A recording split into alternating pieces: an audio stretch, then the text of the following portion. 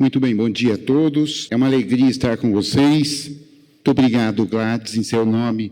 Quero agradecer imensamente aos amigos aqui do Allan Kardec, nesta oportunidade que nós temos na manhã de hoje, de substituir um companheiro que aqui estaria, mas que por motivos alheios à nossa vontade não poderá estar, não é? Mas nós estamos aqui, repito, com muita alegria, com muita disposição de estar nesta manhã aqui no Kardec. Nós escolhemos um assunto na manhã de hoje, que é o pensamento, ação e hábitos, onde nós vamos discorrer nesta horinha que nós passaremos aqui juntos. Acho que está abrindo aqui para vocês, já abre os slides, mas enquanto isso vamos adiantando. Nos diz o Espírito Emmanuel que pensamento, através da mente, ele vem da mente, ele é criação de massa mental. Nós criamos então uma massa mental, o pensamento é assim produzido e ele realmente faz parte da nossa vida. Tudo começa pela ação do pensamento. Então, nós quando vamos falar do pensamento, ação e hábitos, nós temos que observar exatamente nesta ordem. Primeiro pensa, depois age e depois se condiciona aos hábitos. Eu queria dizer de início, depois vocês vão ver nos slides quando abrir aí, que nós temos uma ligação com Deus, nós temos uma ligação com o Criador. Então, nós precisaríamos diferenciar, fazer alguma diferenciação neste início de religião e religiosidade, porque a religião é aquilo que conduz o homem a Deus.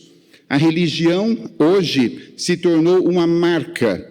Então nós ou somos espíritas, ou somos católicos, ou somos evangélicos, ou somos de qualquer uma outra religião. E isso se tornou um condicionante, uma marca. Isto é religião. Necessária, evidentemente, mas muito diferente da religiosidade. A religiosidade é aquela ligação que nós temos entre criatura e Criador. É o modo com que nós vamos nos relacionar com Deus. Isto é muito importante. Isto é religiosidade. Isto independe da marca religiosa. Depende de quem nós somos, mas depende do espírito ligado ao seu Criador. Então, nós temos uma relação muito diferente com Deus. Cada um pode ter a sua relação com Deus. Então, alguns têm uma relação de revolta, por exemplo. E quando você se revolta contra Deus, fica muito evidente que esta mesma relação vai se dissipar para com o nosso próximo. É a mesma relação que nós temos com Deus. Quando nós temos, por exemplo, uma relação de teimosia para com Deus, nós teremos uma relação de teimosia para com o nosso próximo também. Ou uma relação de impermeabilidade. O que é a pessoa impermeável?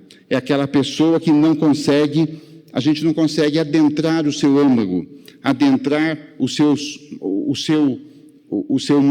mais profundo. Então, quando nós temos essa relação de impermeabilidade para com Deus, nós também teremos uma relação de impermeabilidade para com o nosso companheiro. Então, nessas relações que começam com o pensamento, ela se estende para as nossas ações, que é como a gente age no dia a dia.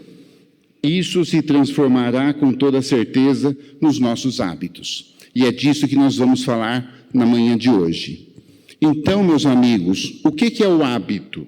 Quando nós vamos lá no dicionário e procuramos o que é o hábito, nós vamos descobrir que o hábito é o nosso modo de vida, é o nosso modo de ser, são os nossos costumes mais íntimos. E esses hábitos, nós que somos espíritos imortais, olha aí, chegou o slide para vocês, né? Que bom. Os nossos hábitos, então, eles são determinados. Nós, como eu disse, que somos espíritos imortais, os nossos hábitos, eles serão adquiridos, evidentemente que de costumes anteriores, quem sabe em reencarnações passadas, espíritos imortais que nós somos, também pela nossa educação desde a infância, são os costumes, as crenças que nós trazemos desde a meninice, desde criança, que é tudo aquilo que nós recebemos dos nossos tutores, dos nossos pais, das pessoas que nos educaram, e também vem aí os nossos costumes que serão adquiridos por nós e serão escolhidos ao longo da nossa vida. Eu vou passar os slides para vocês aqui. Olha, aqui nós já falamos, não é? Pronto. Então está aí de novo para vocês. O que é o hábito? A maneira usual de ser, o costume, a regra, o modo que nós somos. Então, por conseguinte, nós pensaremos em algo, agiremos, e muitas dessas ações serão tomadas por nós como hábitos diários, que nos farão felizes ou não. Vai depender da nossa escolha. E aí, olha aqui, já disse para vocês também que nós reuniremos as reminiscências do passado, tem aí a nossa carga genética adquirida pelos pais, não é? Muitas vezes nós dizemos assim, puxa, aquele menino puxou ao pai. A gente não fala assim? É porque ele tem a carga genética. Ele vai copiar o seu modelo também de exemplo, vai copiar o seu modelo que ele está vendo ali visualmente. Muito bem. Então, quando a gente fala em hábito, nós vamos lá em pensamento e vida com o Espírito Emmanuel, onde no capítulo 20, Emmanuel diz assim, eu peguei um pequeno trecho para vocês. O hábito é uma esteira de reflexos mentais acumulados, operando constante indução à rotina. Então, como eu disse e repito, conforme nós agimos, nós vamos adquirindo costumes, e isto vai determinar a nossa indução à rotina. Vou repetir mais uma vez para vocês, que nos fará muito felizes ou não, vai depender da nossa ação. Muito bem, só mais um pedacinho de Emmanuel. Ele diz que nós somos herdeiros de milênios. Então, nós somos espíritos antigos, que estamos numa nova roupagem de carne, e, neste momento, adquirindo conhecimentos e utilizando conhecimentos anteriores para permear no nosso dia a dia. Diz Emmanuel que nós somos herdeiros de milênios, no entanto, gastos na recapitulação de muitas experiências análogas entre si. Então, muitas vezes nós passamos por determinada situação e pensamos assim, puxa, acho que eu já passei por isso. Até brincamos e dizemos assim, se não foi nesta, foi em outra encarnação. E nós percebemos que as experiências se repetem, porque nós somos espíritos imortais, evidentemente, mas que estamos em processo de evolução e de educação. E a gente somente aprende pela ação da repetição. Evidente que quando nós queremos, por exemplo, aprender uma música, o que a gente faz para decorar a letra? A gente ouve repetidamente ela até decorar a letra. Aí a gente fala, aprendi essa música. Porque de bate-pronto a gente não decora. É assim também na escola. Como é que a gente decorou a tabuada? É através da repetição, várias vezes trabalhando naquela matéria, até que você chegue a um estágio, vamos dizer assim, entre aspas, de perfeição do saber, até que você saiba. Tem gente que consegue, tem gente que não consegue.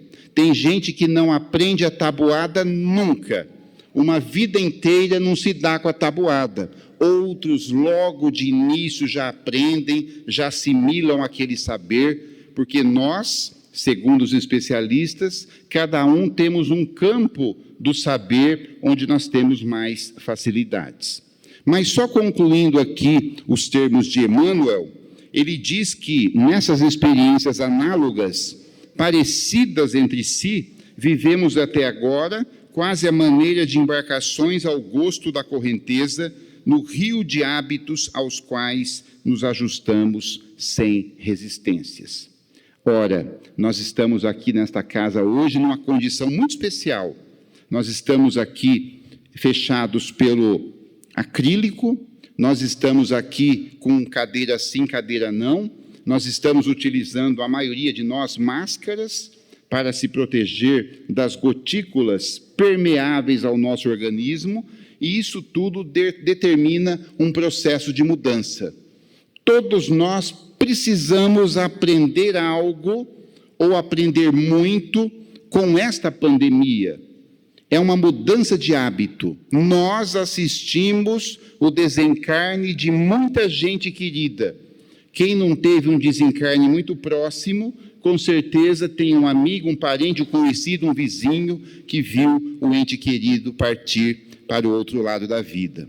Então não é possível que nós, diz Emmanuel, herdeiros de milênios, não possamos aprender de alguma forma com este momento de hoje. Mas eu queria aqui fazer uma reflexão com vocês, se vocês me permitem, para falar um pouco dessa nossa rotina, para falar um pouco dos nossos hábitos diários, já que nós aprendemos pela repetição, e evidente que cada um de vocês, e eu falo vocês, eu também me incluo, nós fazemos as nossas refeições diárias. Tem almoço, tem jantar, olha como nós somos privilegiados. Muita gente não tem esse privilégio. E nós temos o almoço e jantar. E a mamãe, o papai, preparam lá o almoço, preparam o jantar, e depois de preparar e consumir aquela alimentação, resta um fator que incomoda muita gente, que se chama louça. Tem lá na sua casa, fica aquela louça sujinha para ser arrumada. Lá no interior do Paraná, nós falamos assim, depois da alimentação, vamos arrumar a cozinha, não fala assim? O que é o arrumar a cozinha? É você lavar a louça, lavar as panelas, deixar a cozinha em ordem. E isso faz parte, começa pelo pensamento, preciso arrumar a cozinha. Depois vem a ação, vamos arrumar a cozinha. Depois vem o hábito. O que é o hábito? É o automatismo. Você acabou de comer, você acabou de se alimentar, já recolhe os pratos, a louça vai na pia, já passa aquela esponja com o detergente, bota ali no escorredor, e em poucos minutos a cozinha está arrumada. Mas acreditem vocês que mesmo nesta ação simples, estou aqui só fazendo uma reflexão, para que nós possamos pensar um pouco no pensamento-ação no pensamento-ação e hábitos, muita gente utiliza costumes diferentes para esta ação simples diária. Olha que interessante. Então, tem muita gente que, enquanto está preparando o seu alimento, já vai lavando a louça concomitantemente. Já viram isso? Quando termina de preparar a refeição, a louça está praticamente pronta. Outras pessoas, depois que terminam a sua refeição, aí vão partir para a discussão de quem vai lavar a louça. Tem também. Já tem o marido e a esposa que fazem um combinado. Olha, a louça do almoço é minha, mas a do jantar é sua. É um combinado para que não dê confusão. Olha quantos arranjos diferentes em torno de uma mesma ação. Tem gente que prefere não cuidar da louça depois da refeição, deixa para mais tarde. E pasmem os senhores, Não é, neste caso, ninguém que está aqui nesse salão hoje. Mas existem pessoas, e vocês devem conhecer alguém assim, que só começa a lavar um garfo depois de utilizar todos os que tem no seu armário. Quando não tem mais louça, ele fala, nossa, preciso lavar um prato, porque ele já desceu todo o armário que ele tinha. E aí não fica aquela cozinha daquele jeito que vocês estão vendo na foto, não é? Fica uma cozinha abarrotada de coisas, né? E vocês podem ter certeza que nós, seres humanos, espíritos reencarnados imperfeitos, nós acostumamos com a limpeza, com a ordem, com a disciplina, mas, se não tomarmos cuidado, nós também acostumamos com a desordem, com a indisciplina, acostumamos até mesmo com a sujeira. Como nós somos terríveis, não é? Mas estamos em aprendizados. E isso é para tudo. Com certeza você já foi na casa de alguém e pediu para ir ao sanitário, ao banheiro, aí quando você fechou a porta, você tomou um susto, porque tinha 52 peças de roupas penduradas atrás da porta. Aí você pode dizer, olha, na minha casa não é assim, mas há que se respeitar os costumes, o pensamento, a ação, o hábito das pessoas que não pensam igual a nós. Tem gente que acaba de tomar o seu banho e deixa a toalha molhada em cima da cama, né? Tem gente, por exemplo, que já deixa as meias e os sapatos lá na sala e vai deixando as roupas no decorrer da casa. Tem gente que não consegue colocar a roupa dentro do cesto. Ele coloca em cima da tampa do cesto, mesmo o cesto estando vazio. Que engraçado, não é? É uma questão de disciplina. Por que não coloca dentro? Não sei. É uma questão de disciplina. Então, olha, tudo é questão de disciplina. Ler, caminhar, escrever, se voluntariar. Muita gente diz, nossa, eu gostaria de ser voluntário numa casa espírita, ou numa igreja, ou numa comunidade, mas eu precisaria. Está ainda no pensamento, não se tornou ação e vai demorar um tanto para se tornar hábito. Então, meus amigos, diz o professor Mário Sérgio Cortella, que é um filósofo da atualidade, que disciplina é organização da liberdade. Porque nós somos livres, nós temos o livre-arbítrio, nós podemos fazer o que nós quisermos. Olha que coisa boa. No entanto, nós estamos embaixo de uma lei de responsabilidade. Nós estamos embaixo, ou debaixo, como vocês queiram, de um código penal da vida futura, que não castiga, mas nos responsabiliza por tudo o que nós fizermos. E o Código Penal da Vida Futura é muito simples, muito, que diz o seguinte, está lá nos livros de Allan Kardec, está lá no Céu e Inferno, e ele diz assim, nós interpretamos assim, o Código Penal da Vida Futura é simples, nós só vamos colher aquilo que nós plantamos. Não tem jeito de plantar cenoura e colher batatinha. Não tem jeito de plantar uma coisa e colher uma coisa diferente. Aí o senso de responsabilidade. Mas outro dia alguém me perguntava, como é que é esse negócio de livre-arbítrio? Se eu posso, mas não posso muito. Se eu posso tudo, mas também eu tenho que arcar com as minhas responsabilidades. Aí, sempre que alguém me pergunta sobre o livre-arbítrio, eu gosto de dar o exemplo do aquário. Trouxe aqui para vocês, olha. Então, o livre-arbítrio, eu, André, não sei como é que vocês entendem isso, mas para a gente conseguir mensurar um pouquinho melhor o livre-arbítrio, eu diria que o livre-arbítrio é assim, para nós que somos espíritos imperfeitos. É como se nós fôssemos um peixinho dentro do aquário. Nós podemos ir para onde nós quisermos, dentro daquele espaço delimitado, até que não conquistemos espaços maiores, o oceano, por exemplo. E aí, dentro daquele espaço, você pode ir para onde você quiser. Pode até pular fora do espaço, desde que você tenha responsabilidade. Você pode, dentro do seu espaço ali, do seu livre-arbítrio, observar ali do lado, tem um outro aquário melhor, mais bonito, mais aconchegante. E você diz, eu quero ir para lá. Posso ir? Evidente que pode. Nós temos o livre-arbítrio, pode fazer o que você quiser. No entanto, cuidado, não vai errar o pulo. Porque se o peixinho sair de um aquário e errar o pulo, ele cai em terras desconhecidas. E aí pode ser fatal. Tem que saber. Então, por isso que o papai e a mamãe diziam, olha, um passo de cada vez, não é? Não dê passo maior que a sua perna. Não falava assim? Então, nós podemos ser ousados, mas com responsabilidade. Podemos conquistar outros aquários e um dia conquistaremos o oceano todo.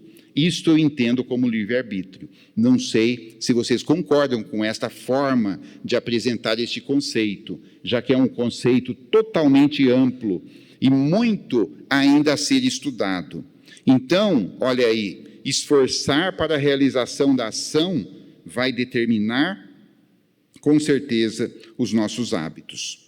Então, meus amigos, eu vou passar para esse, olha, e vou dizer o seguinte, não permita, cada um de nós que estamos aqui, que o hábito seja o impeditivo das tuas realizações e da tua felicidade. Repito, não deixe que o hábito, naquela rotina, naquele mesmismo cansador, já apontado pelo Espírito Joana de Ângeles, na obra O Homem Integral de Divaldo Pereira Franco, não permita que o hábito simplesmente se transforme em rotina, e nós precisamos da rotina, porque precisamos da rotina para nos disciplinar. A criança precisa da rotina para que ela possa se educar, ela precisa ter horário para tudo, para almoçar, para jantar, para fazer suas refeições, para dormir, para acordar, para estudar, para brincar. Então, nós somos espíritos que precisamos da rotina, mas não vamos permitir que o hábito, ele realmente acabe com o nosso viver, se torne uma coisa esmagadora, que tudo não pode, não é? Então, muitas vezes você diz, puxa, isso eu queria tanto fazer, mas não posso, porque você não se permite mudar a sua rotina. Eu me lembro do Divaldo Franco, quando ele nos conta em palestra, que na década de 60, 50, 60, ele trabalhava ainda na antiga Agência de Previdência Social do Estado da Bahia, e Divaldo Franco, então, era funcionário público, escriturário, concursado, e ele trabalhava numa repartição onde ele tinha uma chefe. E a chefe, diz ele, tinha muita sorte, porque primeiro que já era chefe, tinha passado num cargo mais avantajado que ele, no concurso público, e ainda a chefe era abastada financeiramente, já havia nascido em berço rico, então dizia, nossa, quem tem sorte, tem sorte. E conta o Divaldo, nós hoje refletindo aqui, essa nossa questão do hábito que impede, não é, a nossa felicidade, ele conta que a chefe, em certa altura, um dia chegou na repartição pública, eles tinham muita intimidade, trabalhavam há muitos anos junto, e ela disse, essa chefe, Divaldo, tem uma novidade, Estado da Bahia, em Salvador, e ela disse assim, olha, eu sou sócia do clube, era o melhor clube de Salvador, e ela era sócia remida, não precisava pagar nada, quem tem sorte, não é verdade? E aí então, ela, sócia remida do clube, disse para o Divaldo, Divaldo, vai vir no mês que vem, ou em data próxima, uma artista norte-americana, uma excepcional contraalto dos Estados Unidos, e vem fazer um único show no Brasil. E o show que ela vai fazer vai ser no clube onde eu sou sócia. E mais, eu ganhei um ingresso de um amigo. O Divaldo falou, puxa, quem tem sorte, né? Além de vir a artista americana, ainda no melhor clube da cidade, ainda ganhou o ingresso.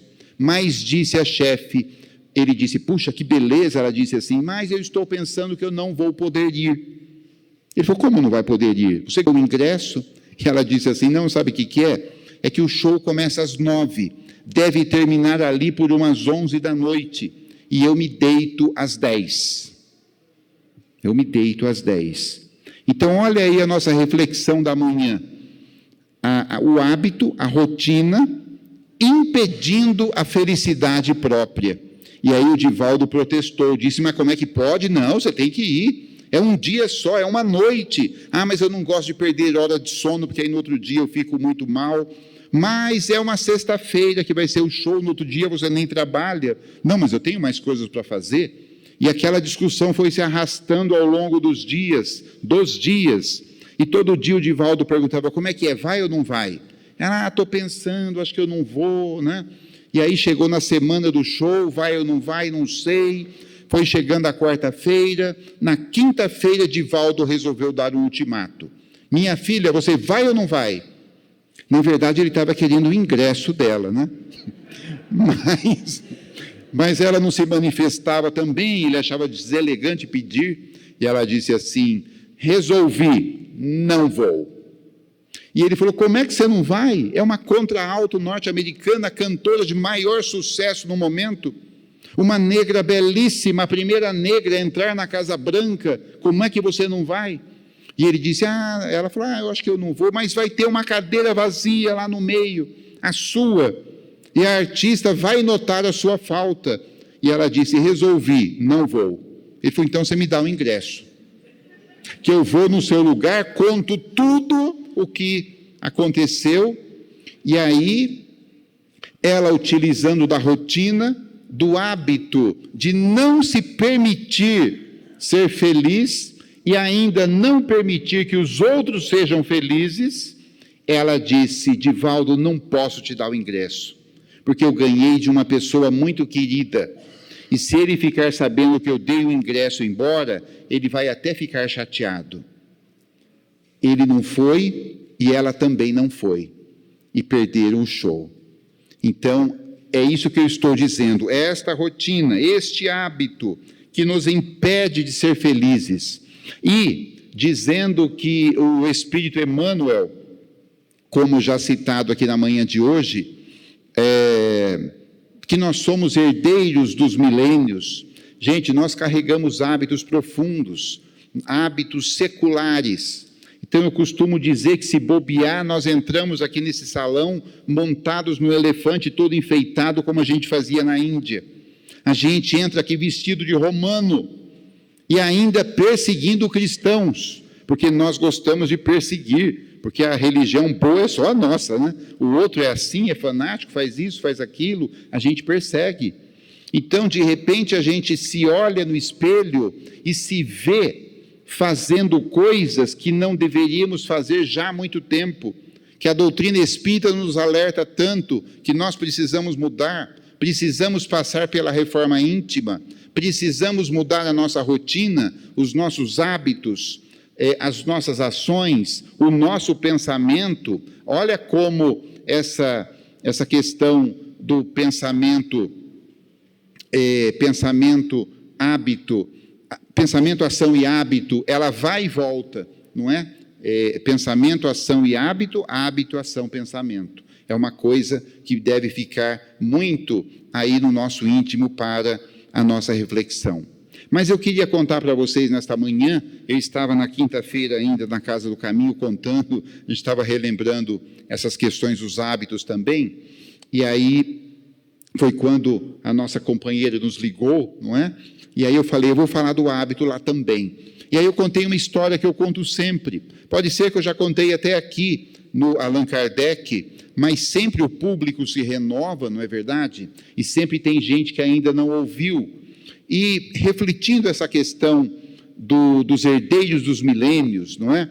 Dos hábitos que voltam e se revoltam nas reencarnações, eu me lembro que certa feita, a primeira vez que eu fui fazer uma palestra aqui na cidade próxima de Itu, aqui depois de Indaiatuba, Salto, Itu, e eu estive lá em Itu pela primeira vez, alguns anos atrás, e não sei se vocês conhecem o centro de Itu, é um centro, o centro velho de Itu, muito aconchegante, mas um centro antigo, com ruas estreitas, como os centros de Campinas, né? Ruas ainda de paralelepípedo, onde você estaciona o carro de um lado e sobra pouco espaço para você passar com outro carro. E aí, chego lá no centro de Itu, me permitam contar, mas próximo às 8 horas da noite, a palestra começava às 8, e aí então, quando faltavam uns 15 para as 8, fui chegando assim, e estava lotado de carro, não tinha lugar para parar, mas aí um bom cristão, né, deixou lá um espaço em frente ao centro, para que eu pudesse parar o carro. E quando eu fui chegando assim com o carro, eu olhei, me deparei com um sujeito em pé na calçada, e vou descrever como é que ele era ele, porque uma figura muito marcante, um senhor alto, cabelos encaracolados, um nariz assim muito para frente. Todo o nariz é para frente, mas aquele era muito para frente, né? Muito protuberante. E aí, ele observando assim, parado, eu não o conhecia, ele não me conhecia. Quando ele me viu de longe, eu baixei o vidro do carro, ele já gritou lá, André. Eu falei, sou eu. Aqui, para aqui, pode vir, manobra, vira aqui. E já me deu uma ordem inicial. Eu falei, pois não, né? Já manobrei o carro ali, ele já abriu a porta e falou, tem alguma coisa para carregar? Eu falei, tem uns livros aqui. Fulano, pega os livros. Vai usar o projetor? Eu falei, vou usar. Fulano, monta o projetor agora. Eu vi que ele mandava ali em tudo, né? Era uma pessoa assim. E aí, vem daqui, vem dali. Você vai que a água sua como é? Com gelo, sem gelo, com gás, sem gás, pequena, grande? Eu falei, de qualquer jeito. Não, mas pode escolher, que aqui a gente pede. Eu falei, tá bom. Aí fizemos a palestra, na hora fizemos lá a assinatura dos livros ao final, e aí eu estava lá com algumas pessoas, ele chegou e falou no meu ouvido, ó, depois daqui nós vamos comer uma pizza. Falei, ok. Quem sou eu para não dizer que nós não vamos comer a pizza, né? O sujeito está mandando, né? E fomos comer a pizza. Depois eu ia pernoitar na cidade para seguir viagem no outro dia.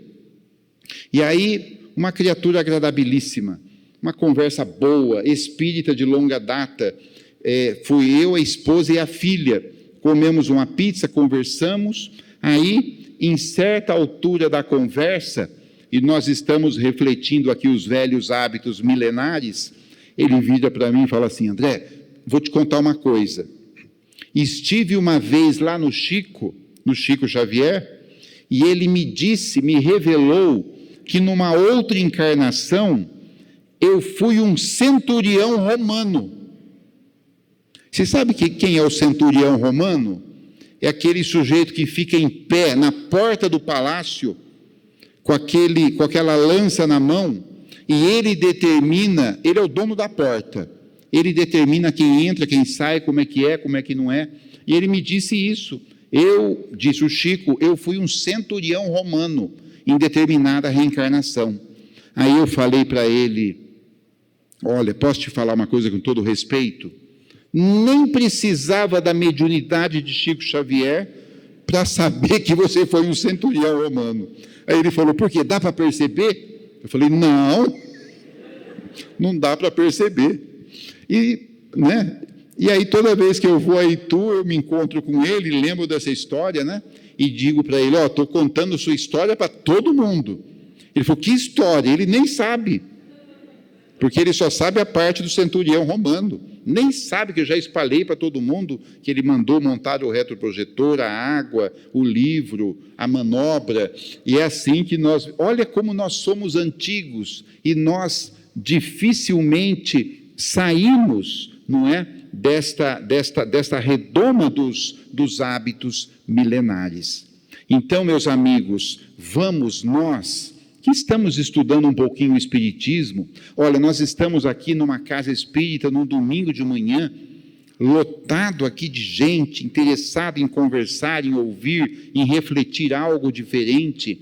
Então, aproveitemos este momento, nós temos também o pessoal de casa, que está nos acompanhando através das redes sociais, pessoas que no futuro acessarão este vídeo, interessados pelo assunto, pela casa, e vão poder desfrutar deste conhecimento também, conhecimento nosso aqui em conjunto, não é meu conhecimento, muito pelo contrário, desta reflexão em conjunto, então eu acho que é uma oportunidade muito boa de nós estarmos pensando, desde lá a nossa louça, como é que nós a processamos, qual é o combinado de nossa vida, né? A roupa atrás da porta, a roupa no cesto de roupa de lavar, e por aí vai. São hábitos pequeninos, e eu acredito que o automatismo nos deixa infelizes.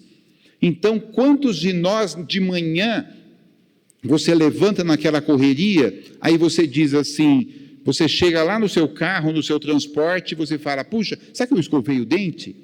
Foi tão automático que você perdeu aquele momento precioso com você mesmo. Será que eu fechei a porta?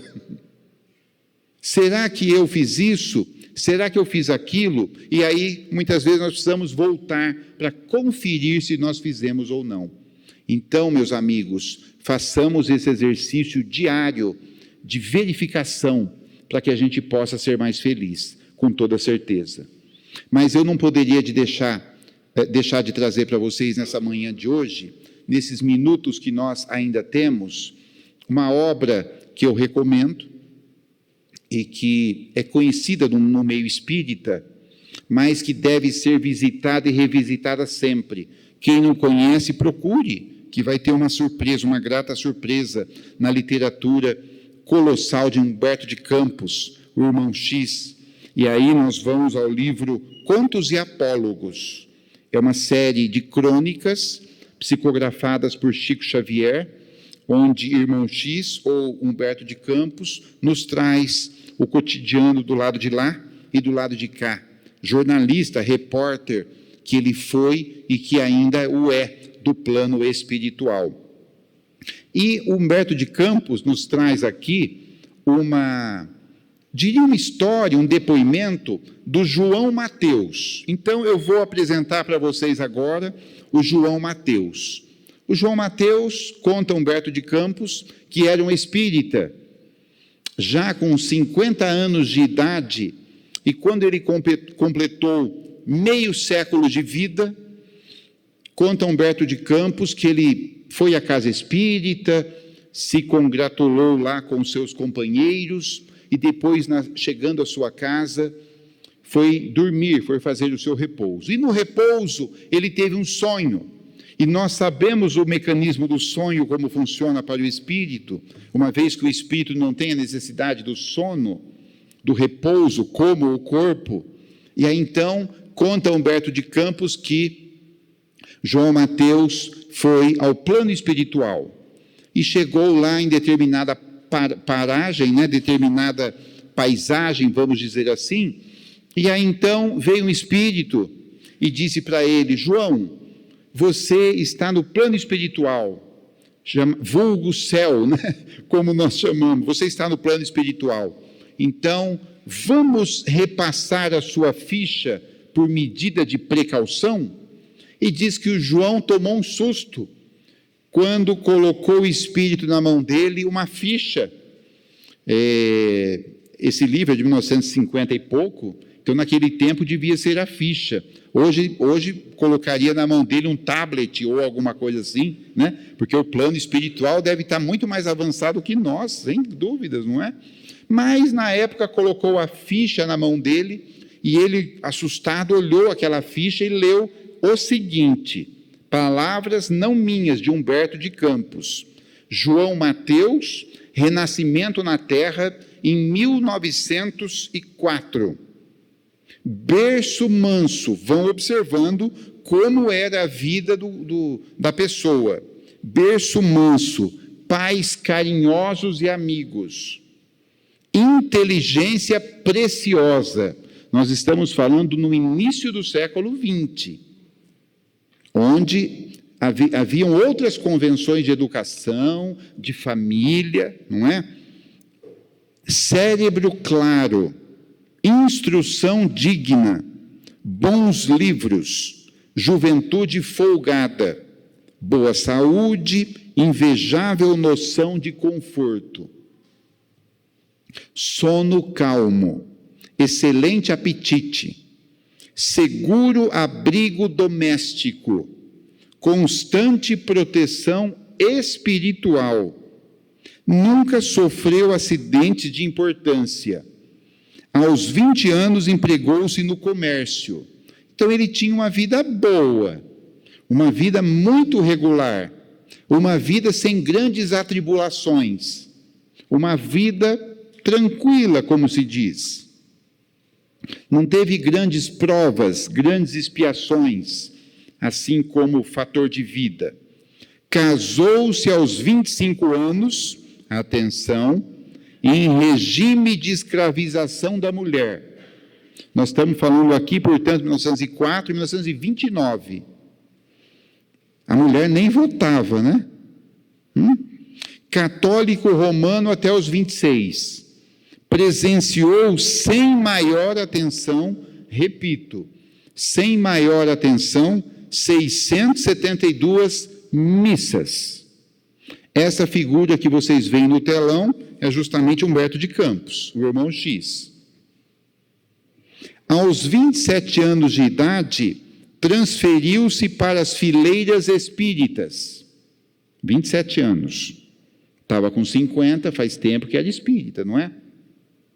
2.195 sessões de espiritismo sob a invocação de Jesus. 2.000. Realizou 1.602 palestras e pregações doutrinárias. Não encontra tempo para auxiliar os filhos na procura do Cristo. Notem que a ficha dele ainda estava correndo, porque ele ainda se encontrava naquele momento encarnado. Efetuou 106 viagens de repouso e distração. Grande intolerância para com os vizinhos. Espírita, né? Vamos lá. Refratário a qualquer mudança de hábito. Nunca percebe e se ofende ao próximo. Ainda bem que não é para nós isso aqui, né? É para o João Mateus. Relaciona-se tão somente com os amigos do mesmo nível. Conserva bens imóveis no valor de 600 mil cruzeiros, que na época devia ser um dinheirão. E guarda em conta de lucro particular, na caderneta de poupança da Caixa, 302 mil cruzeiros, à época, que devia ser um dinheirinho também, um pezinho de meia bom. Para Jesus, que o procurou na pessoa de mendigos, de necessitados e doentes, deu durante toda a vida 90 centavos.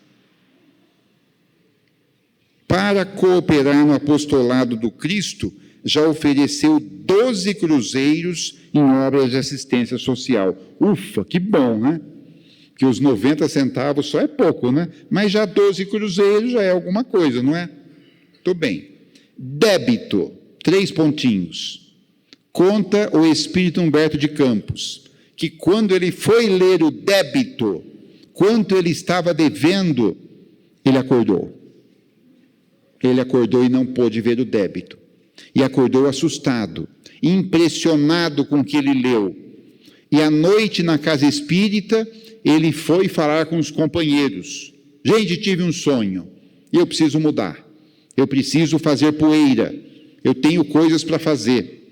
E vamos fazer um orfanato para 150 crianças. Aquele orfanato que está lá na gaveta há muitos anos, vamos colocar em prática, porque as crianças estão na rua.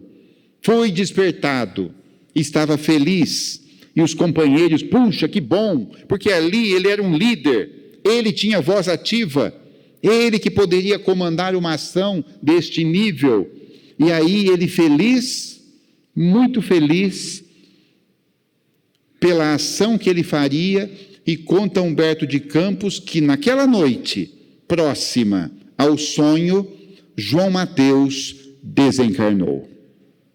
Desencarnou. Não deu tempo de fazer o orfanato. Então, meus amigos, essa história de João Mateus, eu não canso de ler, eu não canso de estudar, porque ela é muito significativa para a nossa vida, para o nosso pensamento, para as nossas ações do cotidiano e, por conseguinte, para os nossos hábitos adquiridos ou não.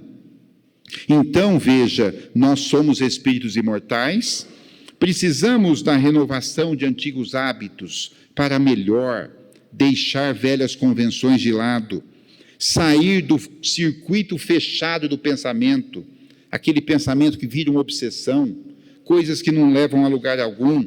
Nós temos que utilizar o poder do nosso conhecimento. Olha o que nós temos à disposição. Somente Chico Xavier deixou aqui para nós mais de 400 obras, fora os outros autores. Allan Kardec, por exemplo, nos deixou não só o Pentateuco kardeciano, nos deixou uma obra extensa, escrita, comentada. Ele teve o capricho, Allan Kardec, não só de deixar o texto, de comentar em cima, já deixar ali de alguma forma mastigado para que nós pudéssemos conquistar novos horizontes. E hoje nós podamos a criança desde pequena. Nos conta uma amiga da cidade de Jales, Eugênia Maria, que uma mãe, a criança não gostava de legumes. E aí um dia, não gostava. Sempre que botava legume, a criança não despertava grande interesse, fazia birra, não comia. E aí a mãe, naquele dia, cozinhou uma beterraba muito vermelha, muito suculenta, e fez aquela salada de beterraba. E colocou ali na mesa aquela salada suculenta, bem vermelhinha, com aquele azeite, aquele tempero, né? E colocou assim. A criança olhou aquela cor de beterraba e se interessou pelo visual. Pegou o garfinho e foi espetar a beterraba. A mãe gritou: por que você vai pegar a beterraba para estragar? Você não gosta? Pronto, despertou, acabou com o despertar da criança. Não vai pegar não vai estragar o legume. As coisas estão caras. A criança falou: ok, nunca mais comeu beterraba na vida.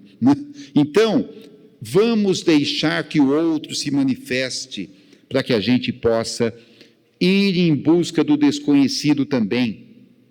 Outro dia eu vi um pedacinho de José Saramago, e ele conta uma história curta, onde um súdito foi pedir a um rei o financiamento de uma viagem. Ele queria conquistar novos horizontes. Aí o rei disse: eu financio, mas você vai para onde? Ele disse: eu quero descobrir uma ilha desconhecida. Aí o rei disse: mas como você sabe que você vai encontrar uma ilha desconhecida? Não é? Ele disse: majestade, todas as ilhas ainda não encontradas são desconhecidas. E alguém precisa ir lá primeiro para fazer essa descoberta. Então, nós estamos na era da descoberta do Espírito, da descoberta do próximo. Atentemos para o capítulo 11 do Evangelho segundo o Espiritismo: amar o próximo como a si mesmo. Lembra lá que eu comecei falando da religiosidade, da religião? Nos preocupemos com o ser humano, porque somos todos irmãos, às vezes não da mesma fé, mas somos todos espíritos imortais. E nós espíritas ficamos achando que um dia todo mundo vai virar espírita. O que é isso? Diz Dr. Bezerra de Menezes que lá no plano espiritual existem os espíritos espíritas, mas também existem os espíritos de outras fés, de outras crenças, de outros segmentos, e o que importa é que todos nós somos espíritos imortais. Então, amigos de Campinas, cidades visitantes, amigos de casa que estão nos acompanhando, amigos aqui do Centro Espírita Allan Kardec, que eu tenho um carinho muito grande por esta casa também, viu, Gladys? E eu queria deixar com vocês um pequeno poema, mas um poema profundo de reflexão, e não vamos simplesmente ler, vamos pensar em cada frase, quando o autor desconhecido diz o seguinte: há muito o que fazer na vida. Há muito o que fazer na vida, em todos os cantos, esquinas, num choro de criança ao longe, no murmurar do velho calado, na mãe desalentada e triste, na falta de um pão à mesa, na goteira do telhado frágil, no vento que sopra gelado, no cobertor que não veio,